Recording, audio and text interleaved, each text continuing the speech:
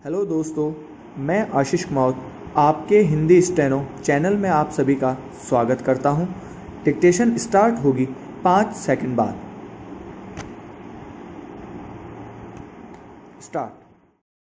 महाभारत के प्रसंग में महादानी कर्ण की आखिरी इच्छा थी कि उनका अंतिम संस्कार ऐसी जगह हो जहां कोई पाप न हुआ हो। पूरी धरती में ऐसा स्थान न मिलने पर कर्ण का अंतिम संस्कार भगवान कृष्ण के कर कमलों में हुआ। इस कलयुग में चीन ने कोरोना के पाप से पूरी धरती को हलाकान कर दिया, लेकिन मानवता को बचाने के लिए अब विराट कृष्ण नहीं है।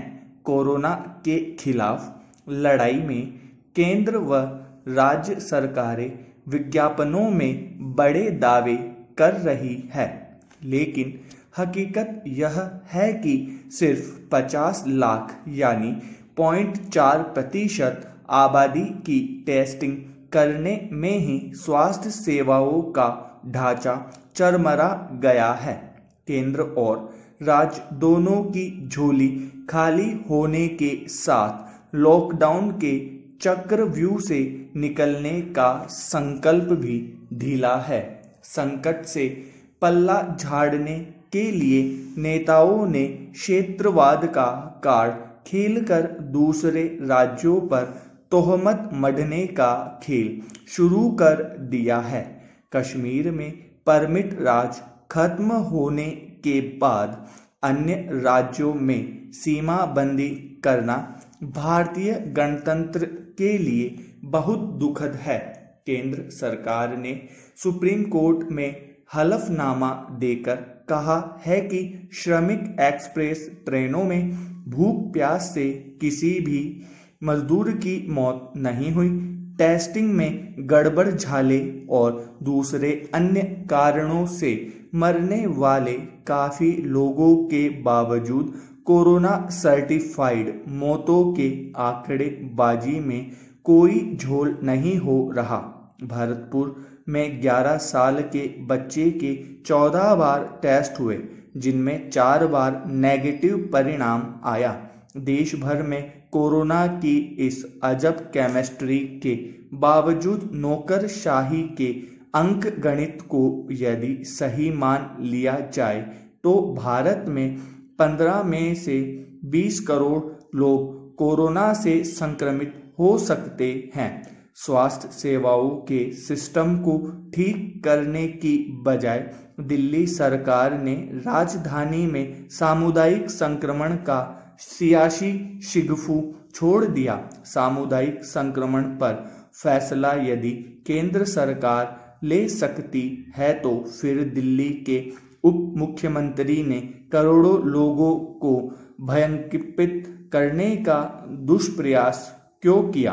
मनमाफिक आंकड़ों से काल्पनिक संक्रमण के इस भयादोहन की शुरुआत नीति आयोग और बोस्टन कंसल्टेंसी जैसी संस्थाओं ने की थी। सवाल यह भी है कि इन भयानक अनुमानों के बावजूद केंद्र और राज्य सरकार ने लॉकडाउन खत्म करने का निर्णय क्यों लिया। पिछले कई सालों से फ्री की बंदरबाट से वोट हासिल करने की प्रवृत्ति से देश में लगभग 80 करोड़ आबादी सरकारी मदद पर आश्रित हो गई है। दूसरी तरफ नौकरशाही के जटिल और विरोधाभासी आदेशों से कानून के शासन पर भी ग्रहण लग रहा है। दिल्ली, मुंबई, अहमदाबाद और इंदौर जैसे विकसित महानगरों में मरीजों की टेस्टिंग और इलाज दोनों मुश्किल है। फिर गांव और कस्बों में बड़े इलाज के दावे करने और प्रतिबंध लगाने का क्या तुक है। ऐसी ही स्मार्ट सिटी में हलवाई की दुकान के सामने एक प्रौढ़ आदमी के बेहोश होने का पुराना किस्सा ज्यादा मौजूद दिख रहा है।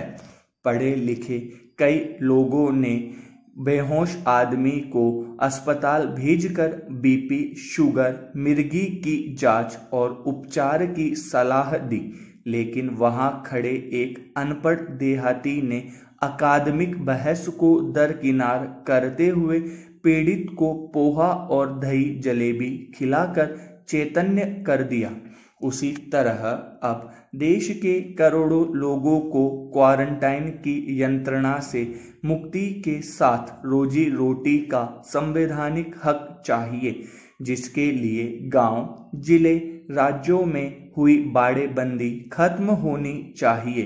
केंद्र सरकार की अनलॉक 1 गाइडलाइंस के बावजूद राज्य सरकारों द्वारा सीमाबंदी की मनमानी से जरूरी सामान की आपूर्ति, आवागमन के साथ काम धंधे का बड़ा नुकसान हो रहा है।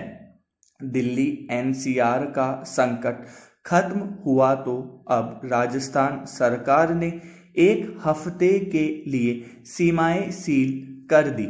महाराष्ट्र में राज ठाकरे ने एंट्री परमिट और उत्तर प्रदेश में योगी सरकार ने एग्जिट परमिट की नई व्यवस्था लागू करने के बयान दे डाले।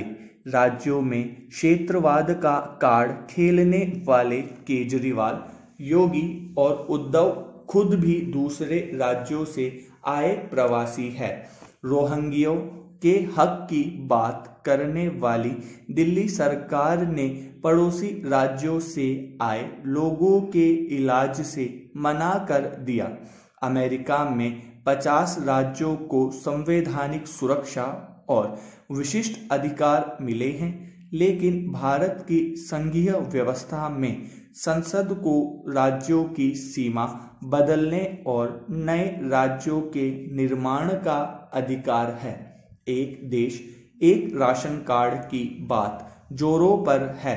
उसी तर्ज पर आयुष्मान भारत के तहत किसी भी राज्य में लोगों को इलाज के अधिकार की संवैधानिक व्यवस्था क्यों नहीं बननी चाहिए। चीन ने कोरोना के माध्यम से भारत की जनता में और सेना के माध्यम से भारत की सीमा पर अतिक्रमण का दुस्साहस किया है। संविधान में इंडिया और भारत दोनों का जिक्र है। इसके बावजूद भारत का नाम बदलने वाली इस प्रतीकात्मक याचिका को सुप्रीम कोर्ट ने सरकार के पास विचारार्थ भेज दिया। भाषा और नदियों के नाम पर राज्यों में पहले ही अनेक विवाद चल रहे हैं। कोरोना के डर को खत्म करने की बजाय इससे क्षेत्रवाद की चुनावी फसल काटने का चलन सफल हो गया तो राज्यों के बाड़े में बंद युवा देश की सीमा की रक्षा कैसे करेंगे।